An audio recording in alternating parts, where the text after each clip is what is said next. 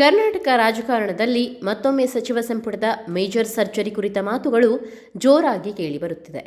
ಸಂಪುಟದಲ್ಲಿ ಯಾರಿಗೆ ಕೋಕ್ ಸಿಗಲಿದೆ, ಯಾರಿಗೆ ಹೊಸದಾಗಿ ಮಂತ್ರಿಯಾಗುವ ಭಾಗ್ಯ ಒಲಿಯಲಿದೆ ಎಂಬುದರ ಬಗ್ಗೆ ರಾಜಕೀಯ ವಲಯದಲ್ಲಿ ಈಗ ತೀವ್ರ ಕುತೂಹಲ ಮೂಡಿದೆ. ಸಂಪುಟದಲ್ಲಿ ಖಾಲಿ ಇರುವ ಹುದ್ದೆಗಳ ಭರ್ತಿ ಹಾಗೂ ಸಚಿವ ಸ್ಥಾನಕ್ಕಾಗಿ ಪಟ್ಟು ಹಿಡಿದಿರುವ ನಾಯಕರಿಗೆ ಮಣೆ ಹಾಕುವ ಕುರಿತು ವರಿಷ್ಠರೊಂದಿಗೆ ಚರ್ಚಿಸಲು ಉನ್ನತ ಮಟ್ಟದ ಮಾತುಕತೆಗಳು ನಡೆಯುತ್ತಿದೆ ಅಂತ ಕೇಳಿಬಂದಿದೆ. 3ರಿಂದ 5 ಸಚಿವ ಸ್ಥಾನಗಳಲ್ಲಿ ಬದಲಾವಣೆಯಾಗುವ ಸಾಧ್ಯತೆ ಇದೆ ಎನ್ನಲಾಗುತ್ತಿದ್ದು, ಇದು ಹಾಲಿ ಸಚಿವರ ನಿದ್ದೆಗೆಡಿಸಿದೆ ಅಂತಾನೆ ಹೇಳಬಹುದು.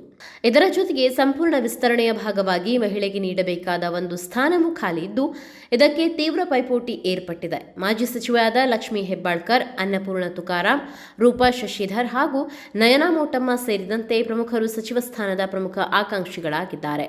ಅದರಲ್ಲೂ ಲಕ್ಷ್ಮೀ ಹೆಬ್ಬಾಳ್ಕರ್ ಅವರ ಹೆಸರು ಮುಂಚೂಣಿಯಲ್ಲಿ ಕೇಳಿಬರುತ್ತಿದೆ.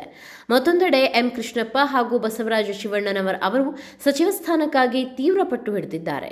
ಈ ಇಬ್ಬರಿಗೆ ಸಂಪುಟದಲ್ಲಿ ಅವಕಾಶ ಕಲ್ಪಿಸಬೇಕಾದರೆ ಕೆಲ ಹಾಲಿ ಸಚಿವರಿಗೆ ಕೋಕ್ ನೀಡುವ ಅನಿವಾರ್ಯತೆ ಎದುರಾಗಬಹುದು ಎಂದು ಮೂಲಗಳು ತಿಳಿಸಿದೆ. ಇದರ ಜೊತೆಗೆ ನಿಗಮ ಮಂಡಳಿಗಳ ಅಧ್ಯಕ್ಷರ ನೇಮಕ ಹಾಗೂ ಬದಲಾವಣೆ ಕುರಿತು ಅಂತಿಮ ರೂಪುರೇಷೆ ಈಗಾಗಲೇ ಸಿದ್ಧವಾಗುತ್ತಿದೆ.